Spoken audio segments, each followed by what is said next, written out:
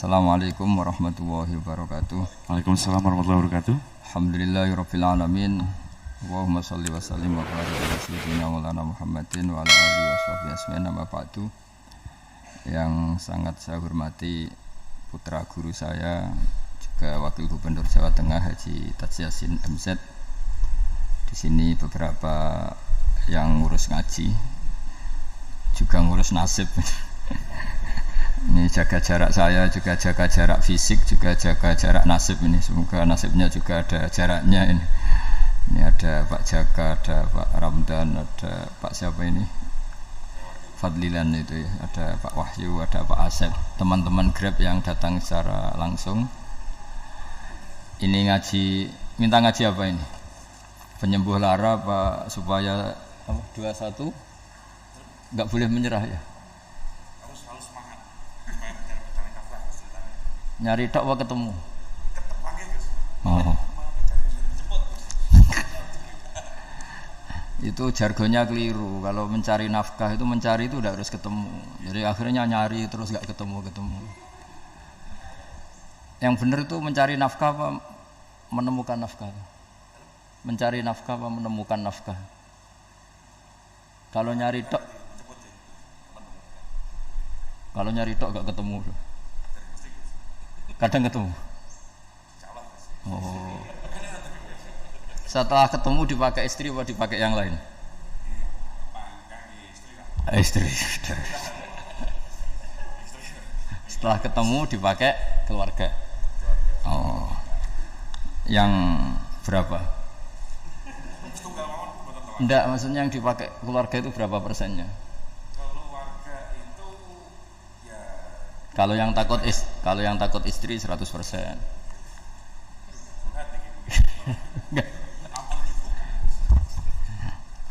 Enggak, ini begini ya, saya sebetulnya ada sisi baik yang mungkin bahkan kita yang kiai itu kalah sama tukang Gojek itu, sama apa Grab itu atau apalah istilahnya Grab. Karena dalam aturan fikih ya, saya cerita fikih dulu. Seseorang itu sebaiknya sholat itu berganti-ganti tempat supaya saksinya itu banyak. Dari di bab ini kita yang ulama, yang wali aja kira-kira kalah ya. Karena saksi saya monoton naruhan, kamu di mana-mana jadi saksi kamu. Di mana-mana ingat Allah, ingat pekerjaan, sholat di mana-mana. Jadi saksinya itu lebih banyak. Cuma efek negatifnya kalau kamu maksiat, saksinya juga banyak ya. Pojok ini menyaksikan gang ini, menyaksikan gang itu, menyaksikan ini. Saya cerita sedikit tentang ibadatu hadil ummah. Nanti saya bacakan teksnya. Di antara kebaikan umat ini adalah jalan-jalan itu termasuk ibadah. Makanya sering ada ayat fasiru fil ardi. Jadi supaya sering jalan-jalan. Jadi ini sudah jalan-jalan masih nyari apa? Nafkah. Kadang-kadang ya dapat macam-macam. Yang soleh ya dapat ibadah, yang enggak soleh ya dapat macam-macam lah. Tapi saya cerita yang soleh lah, yang enggak soleh itu enggak boleh dibicarakan ya. Ya. Saya ini lama di Jogja, ya tahulah kelakuannya orang-orang yang baik maupun yang setengah baik sampai. Ya semoga yang baik dilipat gandakan pahalanya, yang enggak baik diampuni. Tapi saya cerita sedikit. Di fikih kita, di kajian-kajian fikih kita memang ada istilah ini harus didengar karena ini ngaji dan sama, status kita sama. Al-wasiyah ila ta'ah ya ta'ah, terus al-wasilah ilal maksiyah ya maksiyah. Jadi kalau kita jadi perangkat taat ya ibadah, kalau jadi perangkat maksiat juga maksiat. Sehingga di ilmu medis maupun di jasa online atau ojek atau apa, misalnya pertanyaannya kita pekerja paket profesional, boleh ndak ngantarkan paket narkoba? Ya jawabannya tentu ndak boleh, karena bukan masalah pekerjaannya, tapi yang diantar adalah sesuatu yang haram. Begitu juga boleh nggak ketika ada lelaki hidung belang tanya tempat mesum, kalau kamu menunjukkan berarti kan ikut berkontribusi. Ya kamu bisa meneruskan gimana hukumnya mengantar gitu misalnya.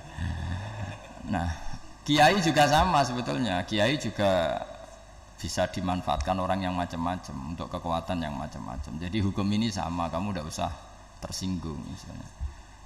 Kalau di fikih biasanya menjual pedang pada begal juga enggak boleh karena digunakan yang tidak baik. Begitu juga misalnya apapun profesionalitas kita, misalnya paket, kita nganter ke paket yang apa? Paket ganja misalnya. Fikih ini harus kamu ketahui dulu sehingga hukum turunannya, ingat Allah misalnya, ini bisa kena. Kita tidak boleh ingat Allah dalam keadaan maksiat yang enggak diridani Allah. Karena mau tidak mau fikih ini hukum dasar. Sholat pun bisa kena semprit. Misalnya kita sholat karena tugas, bukan karena lillahi ta'ala. Makanya dulu itu ada guyonan Mas Wahyu itu, ada imam dari masjid besar di negara sebelah, tidak perlu saya sebutkan negaranya, itu imamnya itu digaji 100 juta per bulan, datang ke Surabaya gitu. Muadzinnya itu digaji 75 juta, keren.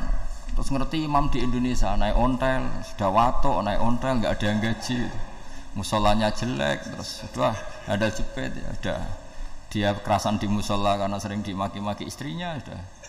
Jadi itikafnya itu ya sambil menghindar itu, bukan. Makanya banyak masjid Indonesia itu banyak yang itikaf itu karena di rumah ada betah, sudah diomelin nggak ada AC-nya. Sekarang masjid banyak AC-nya kan, kamar mandinya juga gitu, di rumah sama di masjid bagus, di masjid.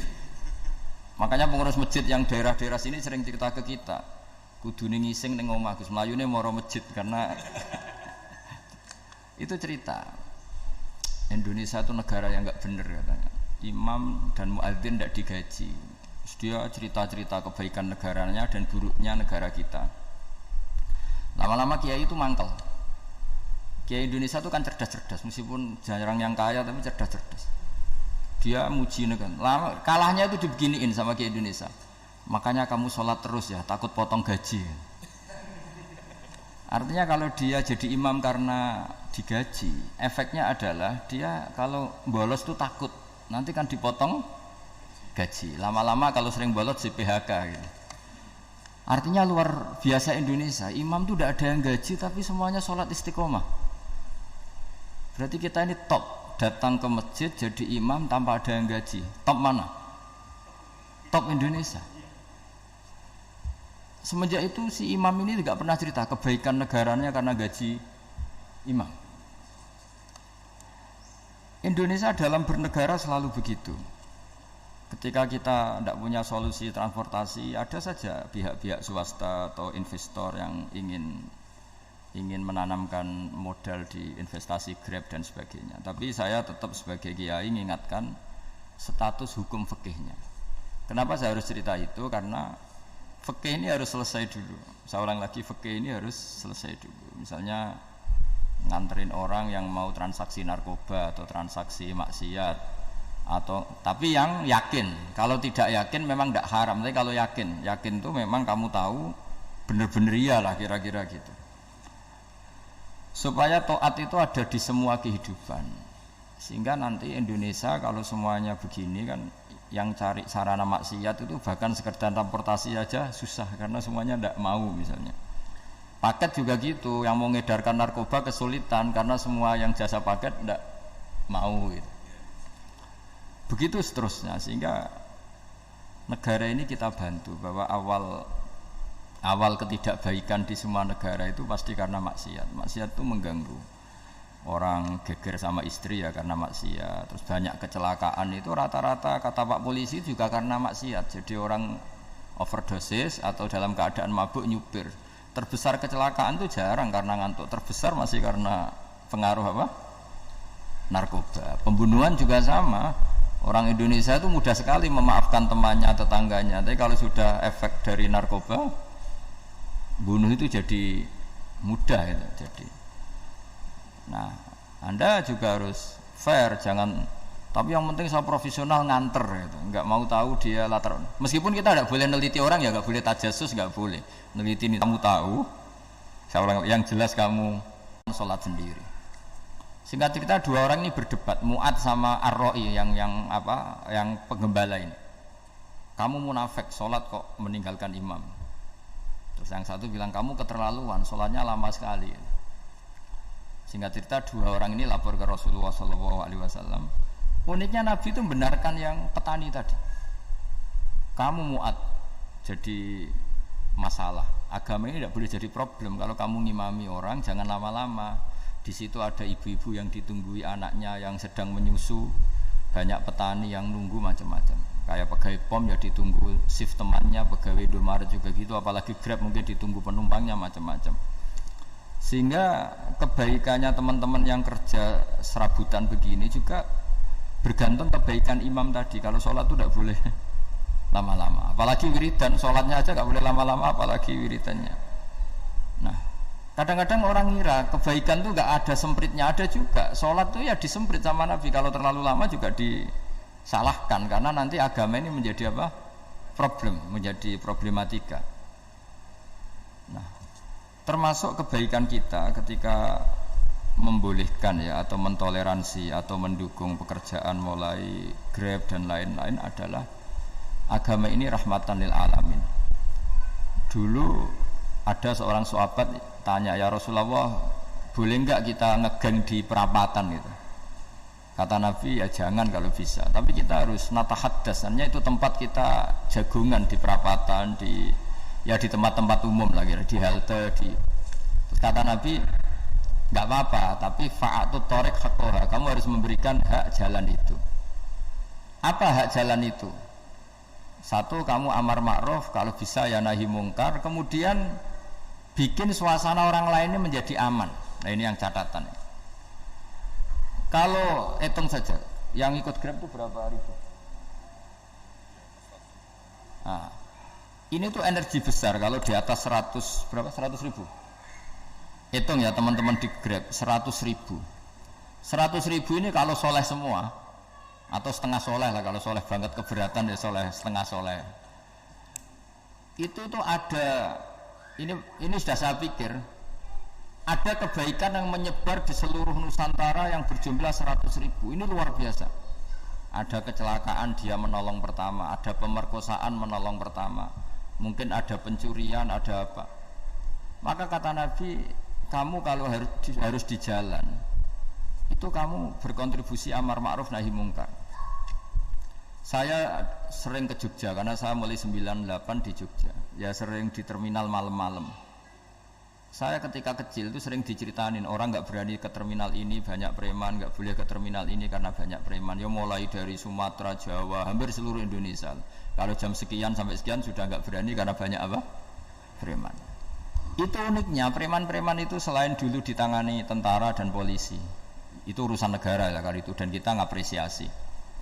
Itu hilangnya yang permanen itu bukan saja ditangani ABRI dan polisi, TNI dan polisi, tapi ditangani kultur.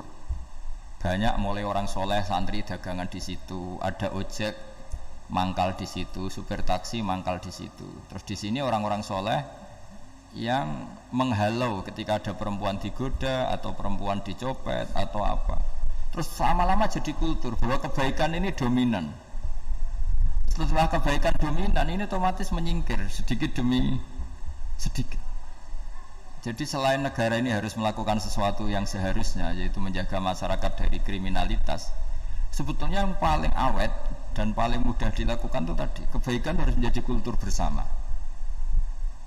Sehingga kalau terminal kemudian ada mbak-mbak jilbaban yang dagang, terus pak-paknya soleh, ada musola yang hidup, ojeknya juga gitu, terus supir taksinya, lalu kebaikan ini menjadi nilai bersama.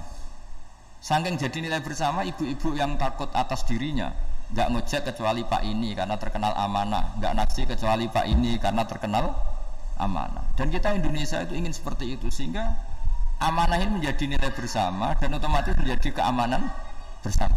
Orang Jawa itu tego nitipno anake karena dijamin aman, tego nitipkan istrinya juga karena dijamin aman.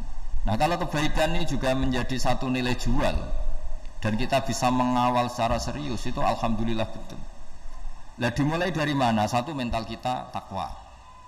Kedua, sistem sosial, bahwa kita terkoneksi oleh indukan ya, juga terkoneksi oleh kepolisian. Maksudnya karena kita terdaftar, kalau ada anak hilang kan tinggal ini yang bawa wahyu misalnya.